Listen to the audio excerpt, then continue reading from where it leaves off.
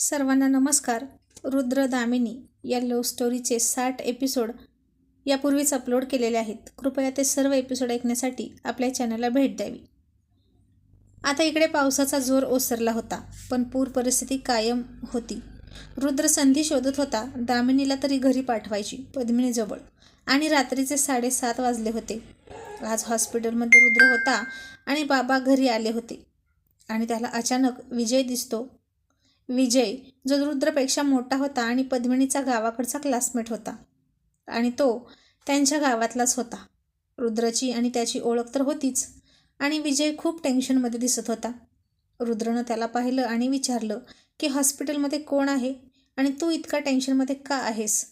विजय म्हणाला, आई ॲडमिट आहे आणि शेवटच्या घटका मोजत आहे. तिला कॅन्सर झाला आहे आणि ती लास्ट स्टेजला आहे. आणि गप्पा मारता मारता विजय म्हणाला की आईची अशी इच्छा आहे की माझं लग्न व्हावं. तिच्या डोळ्यांनी तिला ते पाहता यावं. जास्त वेळ नाही, फक्त 1 महिना मुदत आहे. आणि हे ऐकून रुद्रला फार वाईट वाटलं. रुद्र म्हणाला, मग तू शोध ना मुलगी पटकन आणि करून टाक लग्न. विजय म्हणाला, रुद्र, अशी पटकन मुलगी मिळते का? ती काय भाजी आहे का? गेलं मार्केटमध्ये आणि आणली खरेदी करून. आणि मग विजय म्हणाला, पद्मिनी कशी आहे रे? ती इथेच आहे की आणखीन कुठे? दिसत नाही हल्ली घरी. रुद्रनं त्याला सांगितलं की ती मुंबईला आहे आणि तिच्या पायाचं ऑपरेशन होणार आहे. आणि विजय म्हणाला, रुद्र, तुला बोलू का? रुद्र म्हणाला, बोल. विजय म्हणाला, मला पद्मिनी आवडते. मी आईला याबद्दल बोललो सुद्धा होतो, पण ती नाही म्हणत होती, आणि तिने मला शपथ घातलेली होती तिची. पण आता तिनं शपथ मागे घेतली आहे. मी पद्मिनीशी लग्न करायला तयार आहे. तिचं ऑपरेशन होऊ दे अगर न होऊ दे. आणि हे ऐकून रुद्रला तर खूप आनंद झाला होता. क्षणभर काय बोलावं हे त्याला कळत नव्हतं. विजयसुद्धा नोकरीला होता आणि निश्चितच चांगला मुलगा होता, शिवाय बघण्यातला सुद्धा होता. आणि रुद्र त्याला म्हणाला, आईला हॉस्पिटलमधून डिस्चार्ज मिळाला की आपण मुंबईला जाऊ आणि काय काय करायचं ते बघू. आणि रुद्र घरी आला. दामिनी किचनमध्ये होती आणि आल्या आल्या त्यानं तिला मिठीत उचलून घेतली आणि गोल गोल फिरवली.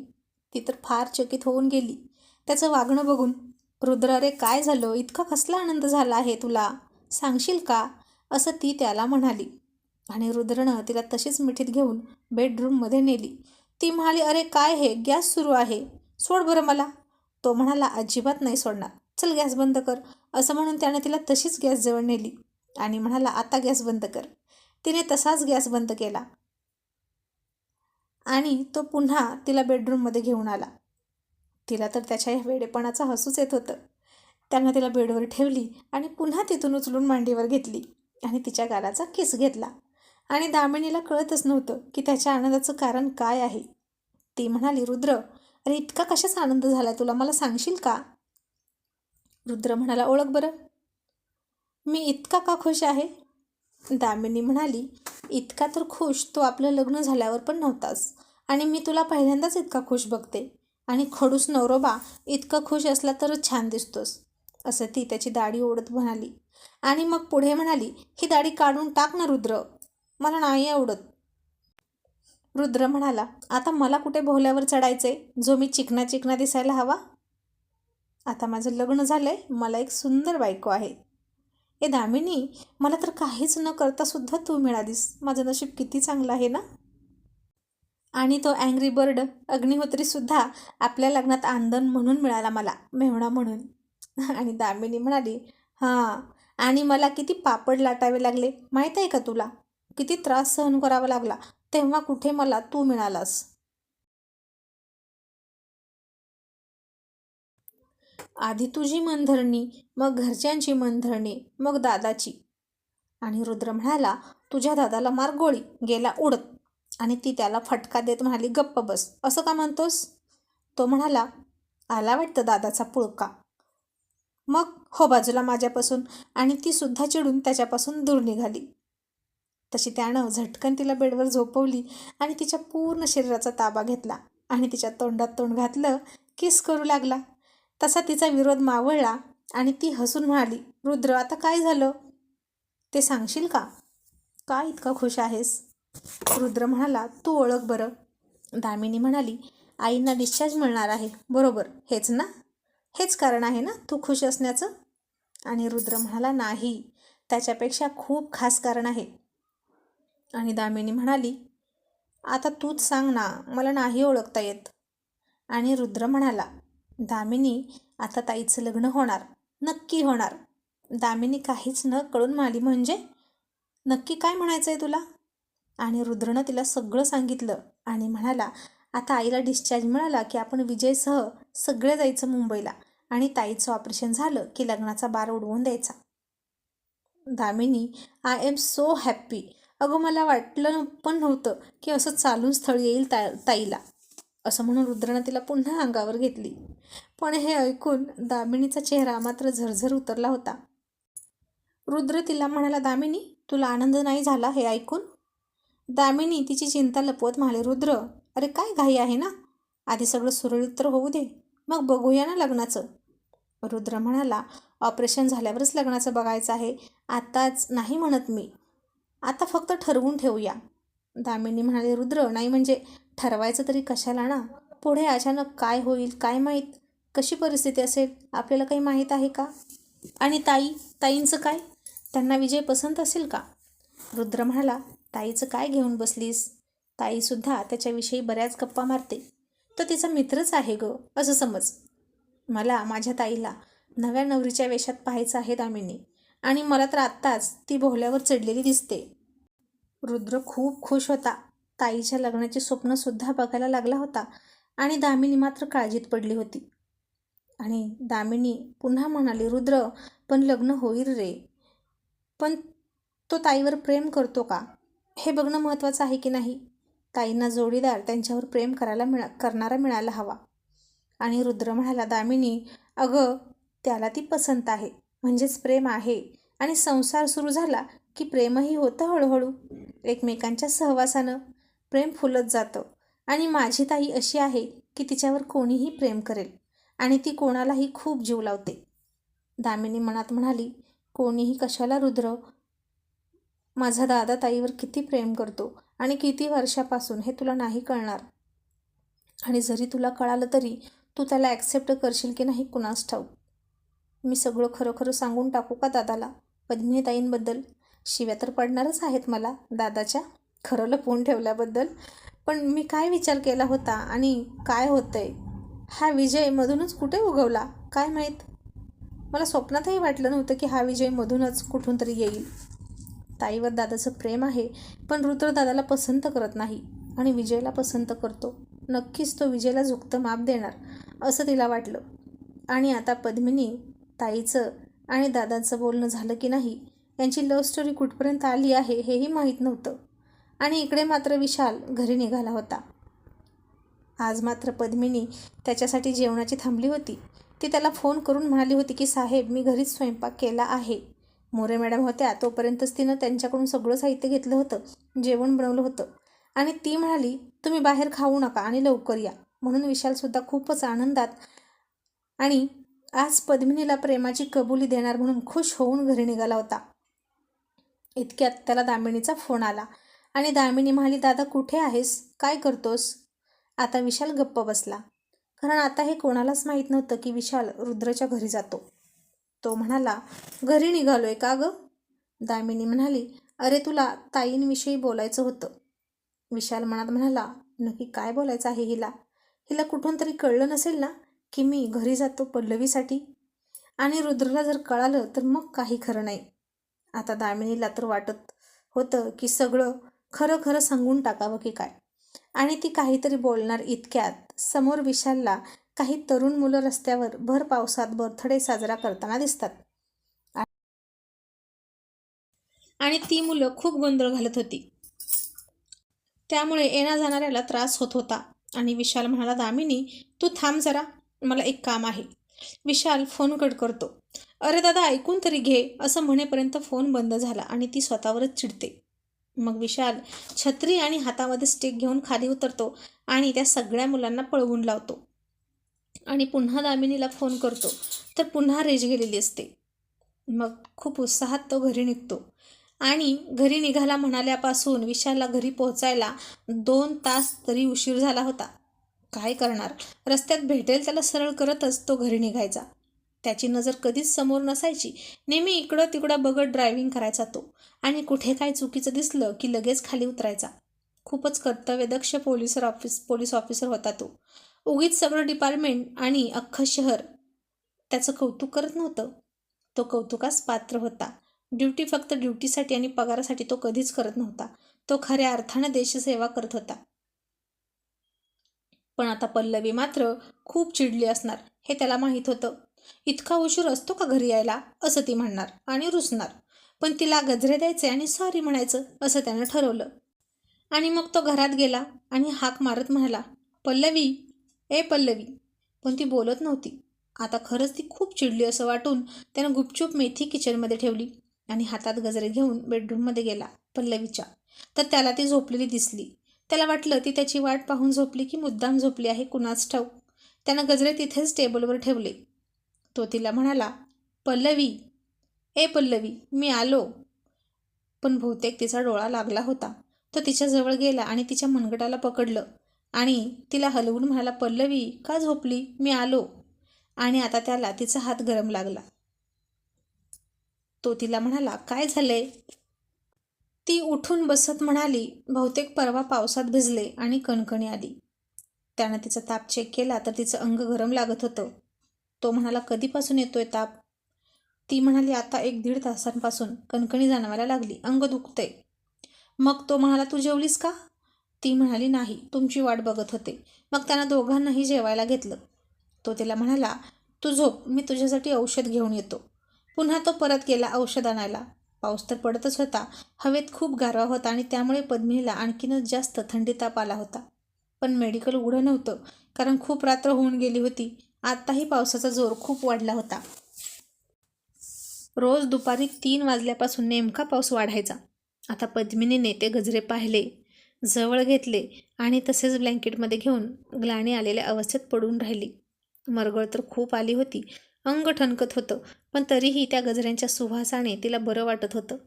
त्यानं ते गजरे तिच्यासाठीच आणले होते. सकाळी मोरे मॅडमचं ऐकून हे तिला माहीत होतं.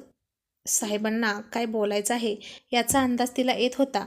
सगळं करता येतं साहेबांना तिच्यासाठी गुपचूप. पण साहेब आता कधी बोलतील काय माहीत.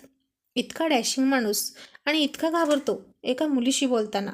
तिला तर विश्वासच बसत नव्हता. पण ती तर सगळं अनुभवत होती. आणि विशाल तसाच घरी आला. औषधं मिळाली नाहीत. त्यानं मिठाच्या पाण्याच्या पट्ट्या तयार केल्या आणि तिच्या डोक्यावर ठेवायला सुरुवात केली. आता तिला खूप ताप चढला होता. तसं त्याला टेन्शन आलं आणि उगाच तिला पावसात घेऊन गेलो असं त्याला वाटलं. त्यालाही आता कंटाळा आला होता आणि तो सुद्धा तिच्या शेजारीच बसून पेंगत होता. आणि इकडे रुद्र आणि दामिनी जेवण करून एकमेकांच्या कुशीत झोपले होते. आज रुद्र इतका खुश होता की तो दामिनीला झोपू देत नव्हता आणि स्वतःही झोपत नव्हता. दामिनी म्हणाली, रुद्र झोपू दे ना. रुद्र म्हणाला, असं कशी झोपशील, मला झोप येत नाही, मग मला कंपनी कोण देणार. दामिनी हसून म्हणाली, कशासाठी हवी तुला कंपनी. आणि रुद्र तिला जवळ घेऊन म्हणाला, जागरण करण्यासाठी सुद्धा कंपनी लागते वकील मॅडम. असं म्हणून त्याने तिचा पदर बाजूला केला आणि त्या ब्लाऊजमधून तिच्या दिसणाऱ्या छातीच्या उंचवट्यावर त्यानं किस केला. आज रुद्र खूप दिवसातून स्वतः होऊन रोमॅन्टिक मूडमध्ये आला होता. इतके दिवस त्याला टेन्शन होतं आणि दामिनीच्या आग्रहाखातर तो तिच्याशी मिलन करायचा. पण आज दामिनी थोडी सॅड होती त्या विजयचं नाव ऐकून आणि रुद्र मात्र खुश होता. आता तो तिची साडी काढायला लागला तशी ती त्याचा हात पकडत म्हणाली, रुद्र आज नको ना, मूड नाही. तो म्हणाला, पण माझा मूड आहे ना आणि मी तुझा मूड आत्ता बनवतो. असं म्हणून त्यानं तिला तिच्या उघड्या नाभीवर किस केला. तशी दामिनी फार शहारली आणि तिनं त्याचं डोकं तिथंच दाबून धरलं. रुद्रनं तिला हळूहळू किस करत करत तिच्यावर चुंबनांचा वर्षाव करायला सुरुवात केली आणि तसेच अलगत तिच्याही नकळत तिचे कपडे काढून टाकले आणि त्यानं तिला विवस्त्र केली. आणि आता दामिनीसुद्धा उत्तेजित झाली. त्याच्या मिठीत स्वतःला हरवून गेली. आता रात्र बरीच झाली होती आणि इकडे विशालसुद्धा चिंतित होऊन पद्मिनीच्या डोक्यावर मीठ पाण्याच्या पट्ट्या ठेवत होता. ती तशीच झोपली होती. तो तिच्या डोक्यावरून केसातून हात फिरवत होता. पुन्हा अचानक वीज चमकायला लागली आणि जोरात आवाज आला. तशी पद्मिनी पुन्हा घाबरली आणि तिने त्याच्या हाताला घट्ट पकडलं. आणि विशालसुद्धा तिच्या अचानक हात पकडण्यानं दचकला. त्या दिवशी ती म्हणाली होती की ती आता विझांना घाबरत नाही, पण असं थोडीच असतं. इतक्या वर्षांची भीती अशी 2 मिनिटात जात नसते. आणि ती सरळ तिच्या शेजारी बसलेल्या विशालच्या हाताला तिनं घट्ट पकडलं. त्याच्या कुशीतच शिरली. आणि आता विशालला मात्र कसं तरीच होत होतं.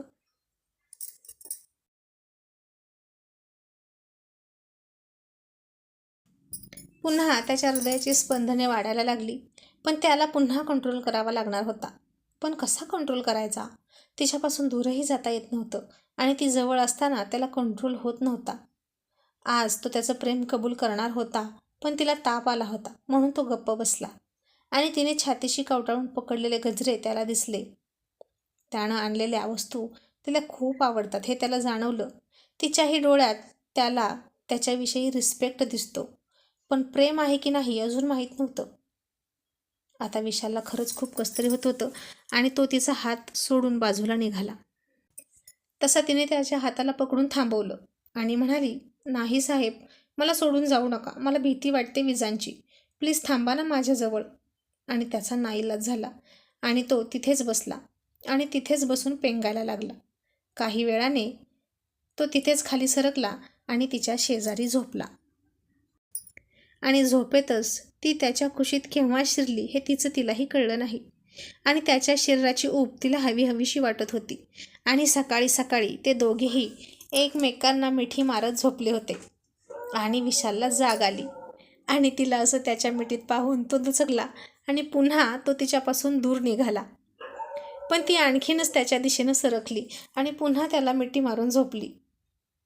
ते गजरे तिच्या केसात नव्हते, पण दोघांच्या मध्ये पडले होते. त्याचा सुगंध दोघांनाही सुखवत होता. आता विशाल तिच्याकडे शांत नजरेने बघायला लागला आणि त्याला तिचे ओठ दिसले.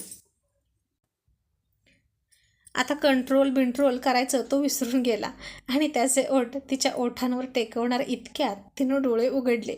तसा विशालचं तोंड तिच्या तोंडाच्या अगदी जवळ होतं. आणि आता विशाल खूप अवघडला. त्याची तर चोरीच पकडली होती. तो पहिल्यांदाच चोरी करायला गेला आणि पकडला सुद्धा. तो ओशाळला आणि खजील झाला आणि मनात म्हणाला, आता काही खरं नाही. ती काय समजेल मला? झोपेत का असेना, पण तो तिला मिठीत घेऊन झोपला होता. आता तर काहीच खरं नव्हतं असं त्याला वाटलं. इथल्या इथे जमीन फाटून मी आत गेलो तर बरं होईल असं त्याला वाटलं होतं. इतकी लाज त्याला वाटत होती. इतका डॅशिंग विशाल पण पद्मिनी समोर आली की गडबडीत व्हायचा. आणि ती पूर्ण जागी झाली आणि स्वतःला असं त्याच्या मिठीत पाहून तिने गालात हसत खाली नजर झुकवली. आणि तो तिला म्हणाला, सॉरी अगं, ते मी रात्री तुला ताप आला होता. मिठाच्या पट्ट्या, वीज वगैरे वगैरे चाचरत बोलू लागला. आता कशाचाच कशाला संबंध लागत नव्हता तो बोलत होता तेव्हा. आणि तिनं सरळ त्याच्या तोंडावरच बोट ठेवलं. तसा तो गप्प बसला आणि तिच्याकडे घाबरून बघू लागला. आणि ती त्याच्या भेदरलेल्या नजरेत बघून म्हणाली, सगळं बोलता येतं तुम्हाला, अख्ख्या दुनियेतलं, पण जे महत्त्वाचं आहे तेच बोलत नाही. अजून किती वाट बघायची मी, की आयुष्यभर असंच झुलवत ठेवणार आहात? आता तिचं ते बोलणं ऐकून त्याला काही समजतच नव्हतं की नक्की तिला म्हणायचंय काय. आणि ती वाट पाहून म्हणाली, साहेब बोला ना, काय म्हणायचं होतं तुम्हाला त्या दिवशी आणि काल सकाळीसुद्धा? तुम्ही माझ्याशी काय बोलणार होता माझा हात पकडून? आणि तो थोडा घाबरत उठून बसायला लागला. तसं तिने त्याला तिथेच पकडला आणि म्हणाली, जे काही बोलायचं असेल ते असंच बोला आणि लवकर बोला, नाहीतर पुन्हा मी ऐकणार नाही. आणि तो पुन्हा गडबडत म्हणाला, ते तुझा ताप उतरला का? ती म्हणाली, बघा ना तुम्हीच हात लावून. असं म्हणून तिने तिचा गळा त्याच्यासमोर केला. आणि विशाल म्हणाला, बहुतेक उतरलेला दिसतोय तुझा ताप, आणि गप्प बसला. ती म्हणाली, साहेब आता बोलणार आहात की नाही? तो म्हणाला, काय काय बोलायचं? ती म्हणाली, तुम्ही माझ्यासाठी गजरा का आणला? तो म्हणाला, अगं मोरे मॅडम म्हणाल्या ना की तुला चांगला दिसेल म्हणून आणला. आता पद्मिनी म्हणाली, तुम्हाला नाही चांगला दिसत मी गजरा घातलेला? फक्त मोरे मॅडम म्हणाले म्हणून घेऊन आलात तुम्ही? आणि तो म्हणाला, नाही तसं नाही. ती म्हणाली, मग कसं आहे साहेब, तुम्ही मला सांगत का नाही? तो तिला म्हणाला, तू चिडणार नाहीस, रागवणार नाहीस ना माझ्यावर? मी तुझा गैरफायदा घेतला असं तुला वाटणार नाही ना? ती म्हणाली, बघा इतकं सगळं बोललाय, पण ते छोटेसे 3 शब्द तुम्हाला बोलता येत नाहीत. विशाल म्हणाला, तुला माहीत आहे मला काय म्हणायचे? ती म्हणाली, हो, तुमच्या वागण्यावरून कळतंय ना. लहान मूलसुद्धा सांगेल तुमची अवस्था बघून की तुमच्या मनात काय आहे. पण तुम्ही बोलतच नाही. तो म्हणाला, कसं बोलू, भीती वाटते. ती म्हणाली, मग आता पुन्हा एकदा तुम्ही तुमचे डोळे बंद करा आणि प्रयत्न करा. तो म्हणाला, मी उठून बोलू का, तुझ्यापासून लांब जाऊन? ती म्हणाली, झोपून बोललं तरी चालेल की, आणि बोलल्याशिवाय इथून हलायचं नाही. आणि त्यानं त्याचे डोळे बंद केले आणि तो म्हणाला, Pallavi, I I Pallavi, I love. आता तरीही तो अडखळतच होता. तसं पद्मिनीनं त्याच्या गालावर किस केला आणि त्यानं खूप रोमांचित होऊन, चकित होत हसून डोळे उघडले आणि तिनं लाजून तोंड लपवलं त्याच्या खुशीतच. आता तो खूप हसायला लागला आणि मग त्यानं तिचा चेहरा दोन्ही हातांनी हातात घेतला. तिच्या किस करण्यानं आता त्याचा संकोच दूर झाला होता आणि त्यानं नामस्मरण केल्यासारखा जप सुरू केला. I love you Pallavi, I love you Pallavi. आणि ती म्हणाली, बास आता, आता किती वेळा म्हणणार आहात? तो म्हणाला, माझं मन भरेपर्यंत. आणि त्यानं तिला घट्ट मिठीत घेतली आणि तीही त्याला खूप घट्ट चिकटली. तिच्या पाठीवरून त्यानं हळूवार हात फिरवला. गुंडांना चोप देणारे त्याचे राकट हात आज खूप मुलायम वाटत होते तिला आणि त्याच्या स्पर्शाने ती हळूहळू उमलत होती, बहरत होती. तिनं डोळे अलगद मिटून घेतले आणि त्याचा स्पर्श खूप मनापासून फील करत होती. गेली कित्येक वर्ष ती या सुखासाठी आसुसली होती. पहिला प्रेमाचा स्पर्श होता तो तिला मिळणारा. आता ती त्याच्याकडे खूपच प्रेमळ नजरेनं पाहत होती. दोघेही काही बोलत नव्हते, फक्त मुक्या मुक्यानं स्पर्शाची भाषा चालली होती त्यांची. आणि त्यानं तिच्या ओठांवर उभं बोट ठेवलं आणि त्या बोटावर त्यानं किस केला. आता ती खूप लाजली आणि त्यानं डायरेक्ट ओठांनी ओठांना किस करावा असं तिला वाटलं, पण तो ते करणार नव्हता आत्ताच. आणि तिनं त्याचं बोट बाजूला सारून तिचे ओठ त्याच्या ओठांच्या समोर आणले आणि डोळे मिटून घेतले. विशालला समजलं की तिची इच्छा काय आहे. विशालनं थोडा वेळ टक लावून पाहिलं आणि त्यानं हळूच तिच्या ओठांवर ओठ टेकवले आणि तो पहिल्या चुंबनाचा गोड गोड अनुभव त्या दोघांनी घेतला. आता ती त्याला आणखीन घट्ट चिकटली. तिची छाती त्याच्या छातीला प्रेस झाली तसा आग डोंब उसळला. आता नेहमीसारखं कंट्रोल, विशाल कंट्रोल म्हणायची गरज नव्हती, पण आउट ऑफ कंट्रोल होऊन चालणार नाही याची दक्षता घेत होते विशाल साहेब. भान हरवून चालणार नव्हतं रुद्रदामिनीसारखं, नाहीतर लोकांसांगे ब्रह्मज्ञान आणि आपण कोरडे पाषाण अशी गत होऊन बसायची. आणि आता त्यानं पुन्हा एकदा घट्ट मिठी मारली आणि तिला दूर केली. आणि आता विशाल खूप हसत होता, एकटा एकटा. ती सुद्धा लाजून हसत होती आणि दोघेही बेडला टेकून बसले.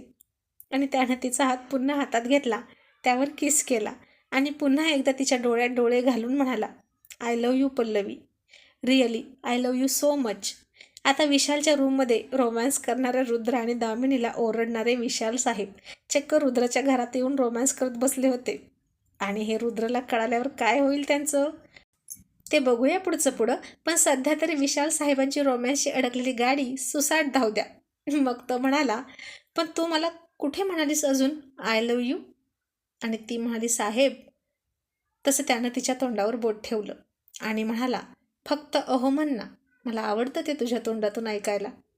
ती लाजून म्हणाली, अहो, तुम्हाला कोणी पोलीसमध्ये भरती केलं हो? साधं बोलायला सुद्धा किती घाबरता मुलीशी. मग गुंडांना कसं सामोरे जाता इतक्या धाडशीपणानं? आणि आता तो हसून म्हणाला, मी काय जो भेटेल त्या गुंडाला आय लव्ह यू नाही म्हणत. गुंडांना फेस करताना तिथे राग असतो, कर्तव्य असतं, पण इथे मामला खूप नाजूक होता ना, प्रेमाचा मामला. आणि मला कसं कळणार तुला मी आवडतो की नाही, म्हणून भीती वाटत होती. तू हो म्हणशील की नाही याची भीती वाटत होती. ती म्हणाली, खरं सांगू, तुम्ही मला आवडत होतात. रुद्र तुमची मस्करी करतो ते नाही मला आवडत, तुमचंच बरोबर वाटतं. जसं दामिनीला रुद्रचं बरोबर वाटतं. हे असं का होत असेल हो साहेब? विशाल हसून म्हणाला, प्रेमात माणूस आंधळा होतो आणि त्याला आपण ज्याच्यावर प्रेम करतो त्याची एकही गोष्ट चुकीची वाटत नाही. आणि पद्मिनी म्हणाली, पण तुम्ही कधीच चुकीचे नसता, तुमचं बरोबर असतं. मग विशाल म्हणाला, आता उठूया, मला पराठे खायचे आहेत, मी मेथी आणली आहे रात्री. ती हसून म्हणाली, करते. आणि तिने पुन्हा शेजारणीला हाक मारली आंघोळ करण्यासाठी. आणि विशाल तिला म्हणाला, तुला अजूनही शेजारीण हवी आहे हेल्पसाठी, मी नको? आणि पद्मिनी लाजून म्हणाली, अहो आधी लग्न तरी होऊ द्या, मग तुम्ही हेल्प करा माझी. आता विशाल तिच्या खूप जवळ आला आणि म्हणाला, मी सुद्धा मुद्दाम म्हणालो, तुझी हेल्प जेवढी शक्य आहे मर्यादेत राहून तेवढी मी आत्ता करणार, आणि लग्न झाल्यानंतर मी सगळ्या मर्यादा ओलांडणार. तुझं ऑपरेशन झालं की लगेच लग्न करायचं, सध्या फक्त इतकंच, असं म्हणून त्यानं तिच्या गालावर किस केला आणि स्वतःचा आवराला निघून गेला. आणि पद्मिनी पुन्हा लाजत बसली. मग तिचीही आंघोळ झाली. पद्मिनी पराठ्याचं पीठ मळत होती, तिचे हात खराब होते आणि इतक्यात रुद्रचा फोन येतो. पद्मिनी फोन घेऊन स्पीकरवर टाकायला सांगते आणि विशाल गुपचूप बसतो, काहीच बोलत नाही. आणि रुद्र हसून म्हणाला, ताई अगं गुड न्यूज आहे. पद्मिनी म्हणाली, आईला डिस्चार्ज मिळाला की काय रुद्र? रुद्र म्हणाला, डिस्चार्ज आईला परवा मिळणार आहे, पण अगं तू त्या विजयला ओळखतेस का गं? पद्मिनी म्हणाली, कोण विजय? रुद्र म्हणाला, अगं तोच, तो तुझ्यासोबत शाळेत होता तो. पद्मिनी म्हणाली, हां तो का, बरं त्याचं काय? रुद्र म्हणाला, बाकी काही नाही, पण मी त्याला घेऊन येतोय तुला पाहण्यासाठी. पाहण्यासाठी म्हणण्यापेक्षा ताई तुला पसंत करतोय तो, आणि त्यानं मागणी घातली आहे तुला. आणि आता हे ऐकून विशालच्या हातातून पाण्याचा तांब्या खालीच पडला आणि त्याचा चेहरा खूप पडला आणि पद्मिनीचा सुद्धा चेहरा पडला आणि रुद्र तर खूप खुश दिसत होता. आता कथा एका रंजक वळणावर आलेली आहे. पुढे ऐकण्यासाठी आपल्या चॅनलशी कनेक्टेड राहा. आणि आजचा एपिसोड आवडला असेल तर लाईक करा आणि शेअर करा.